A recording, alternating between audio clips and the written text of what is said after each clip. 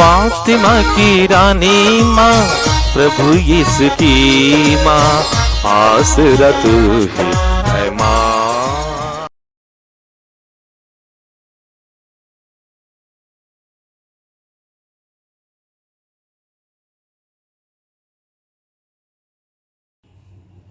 पहला पाठ कोलोसियों के नाम संत पौलुस का पत्र, अध्याय 3, पद संख्याएं 1 से 11 तक। आप लोग मसीह के साथ ही जी उठे हैं, जो ईश्वर के दाहिने विराजमान है। इसलिए ऊपर की चीजें खोजते रहें। आप पृथ्वी पर की नहीं, ऊपर की चीजें की चिंता किया करें। आप तो मर चुके हैं, आपका जीवन मसीह के साथ ईश्वर में छिपा हुआ है। मसीह ही आपका जीवन है। जब मसीह प्रकट होंगे, तब आप भी उनके साथ महिमान्वित होकर प्रकट हो जाएंगे। इसलिए आप लोग अपने शरीर में इन बातों का दमन करें जो पृथ्वी की है, अर्थात व्यभिचार, अशुद्धता, कामुकता, विषय वासना और लोभ का, जो मूर्ति पूजा के सादृश्य है। इन बातों के कारण ईश्वर का कोप आ पड़ता है। आप भी पहले यह सब कर चुके हैं, जब आप इस प्रकार का पापमय जीवन बिताते थे।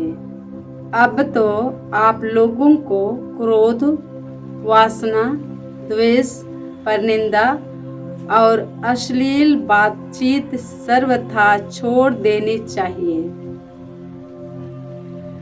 एक दूसरे से झूठ कभी नहीं बोले। आप लोगों ने अपना पुराना स्वभाव और उसके कर्मों को उतार कर एक नया स्वभाव धारण किया।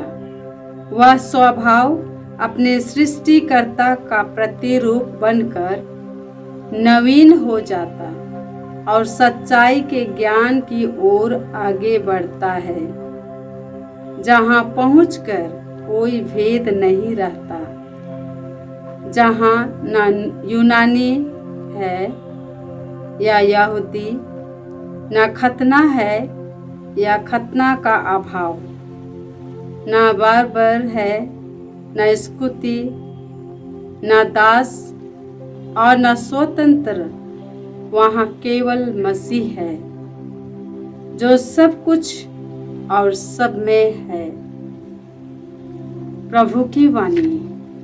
ईश्वर को धन्यवाद। वचन अनुवाक्य। प्रभु सबों का कल्याण करता है। प्रभु सबों का कल्याण करता है। मैं दिन प्रतिदिन तुझे धन्य कहूँगा। मैं सदा सर्वदा तेरे नाम की स्तुति करूँगा। प्रभु महान और अत्यंत प्रशंसनीय है, उसकी महिमा की सीमा नहीं। अनुवाक्य। प्रभु सबों का कल्याण करता है। प्रभु सबों का कल्याण करता है। हे प्रभु, तेरी सारी सृष्टि तेरा धन्यवाद करे। तेरे भक्त तुझे धन्य कहें। वे तेरे राज्य की महिमा गाएं और तेरे सामर्थ्य का बखान करें। अनुवाक्य। प्रभु सबों का कल्याण करता है। प्रभु सबों का कल्याण करता है। जिससे सभी मनुष्य तेरे महान कार्य तथा तेरे राज्य की अपार महिमा जान जाएं। तेरे राज्य का कभी अंत नहीं होगा। तेरा शासन पीढ़ी दर पीढ़ी बना रहेगा। अनुवाक्य। प्रभु सबों का कल्याण करता है। प्रभु सबों का कल्याण करता है। जय घोष। हालेलुया। प्रभु कहते हैं, उल्लासित हो और आनंद मनाओ, क्योंकि स्वर्ग में तुम्हें महान पुरस्कार प्राप्त होगा। हालेलुया। प्रभु आप लोगों के साथ हो और आपकी आत्मा के साथ। संत लूकस के अनुसार प्रभु यीशु ख्रिस्त का पवित्र सुसमाचार। हे प्रभु तेरी महिमा हो।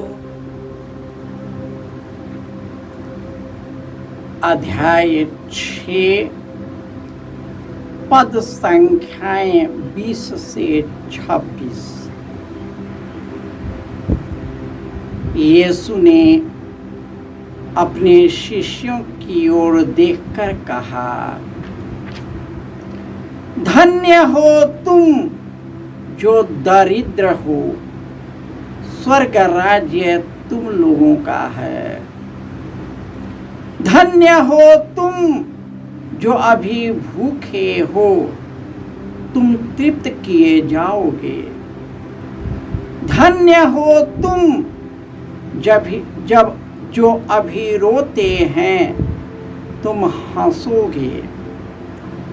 धन्य हो तुम जब मानव पुत्र के कारण लोग तुमसे बैर करेंगे, तुम्हारा बहिष्कार और अपमान करेंगे, तुम्हारा नाम घृणित समझकर निकाल देंगे।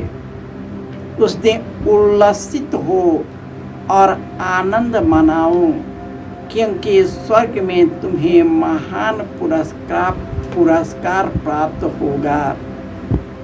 उनके पूर्वज नबियों के साथ ऐसा ही किया करते थे।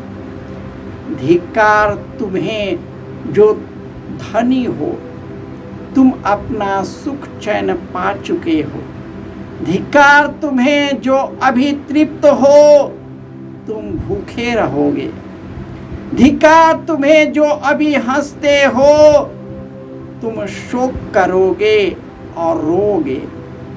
धिक्कार तुम्हें जब लोग तुम्हारी प्रशंसा करते हैं।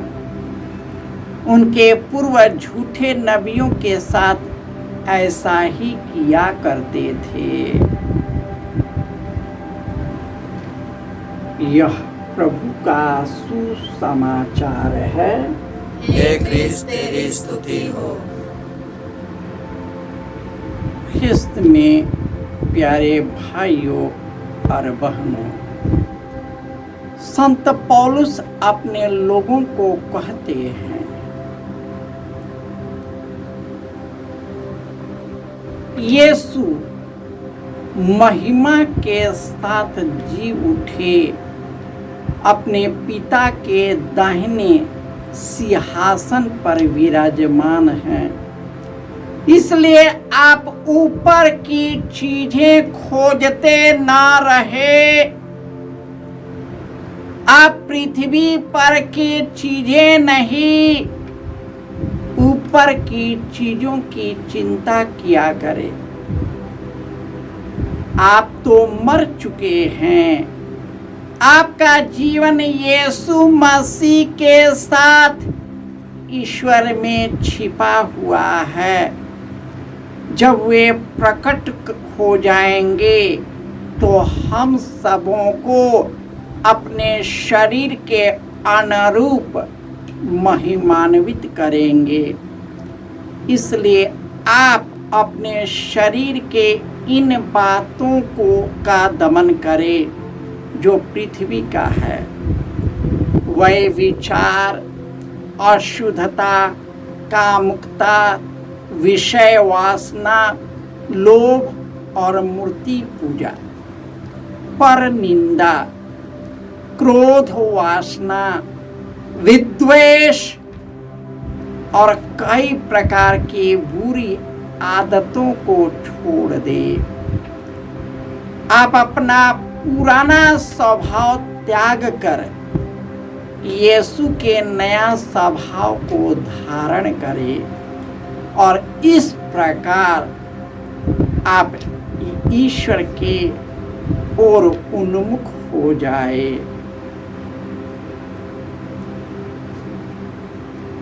प्रभु यीशु कहते हैं, धन्य हो जो तुम दरिद्र हो, स्वर्ग राज्य तुम लोगों का। धन्य हो तुम लोग जो भूखे और प्यासे हो, तृप्त किए जाओगे। धन्य हो तुम जो यीशु के नाम पर वचन के कारण तुम अत्याचार सहते हो। आनंद मनाओ और उल्लसित हो जाओ, क्योंकि तेरा नाम स्वर्ग में लिखा गया है।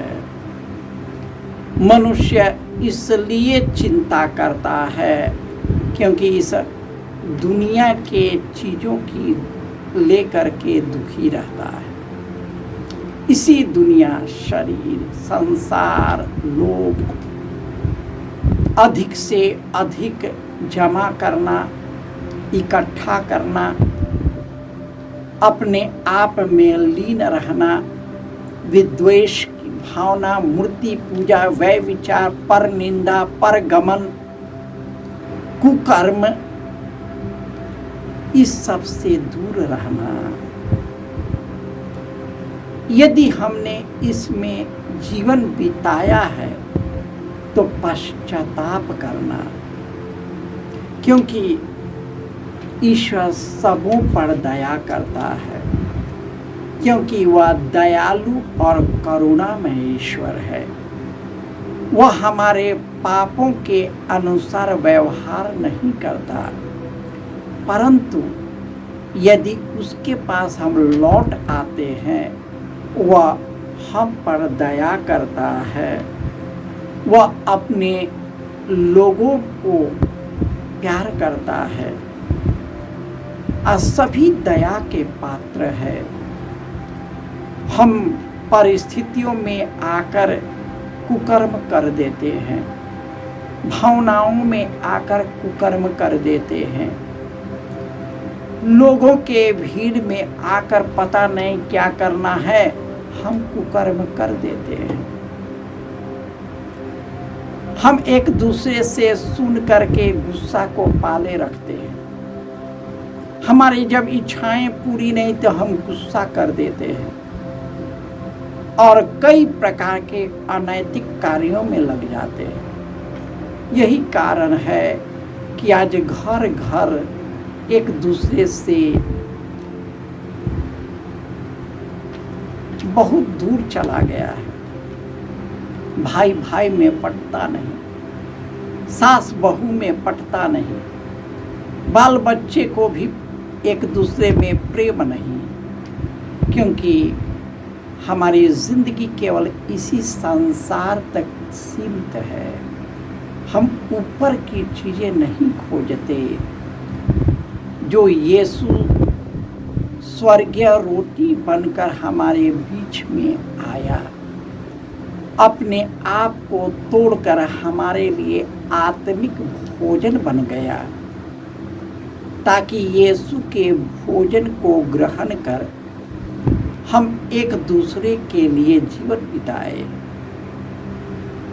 अपने आप से ऊपर उठ जाए, इस दुनिया के सांसारिक चिंताओं से ऊपर उठ जाए, हम स्वतंत्र जीवन जिए और अपने जीवन को ईश्वर को अर्पित करें। कल क्या होगा और क्या नहीं होगा, इसे भी ईश्वर को अर्पित करें।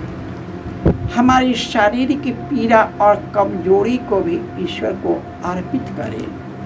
इसके लिए धन्यवाद दें, उनकी स्तुति करें और सहृदय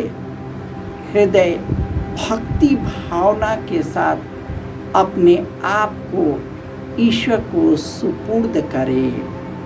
वह हमें हर बुराई से बचाएगा और हमारी आत्मा की रक्षा करेगा। जय यीशु।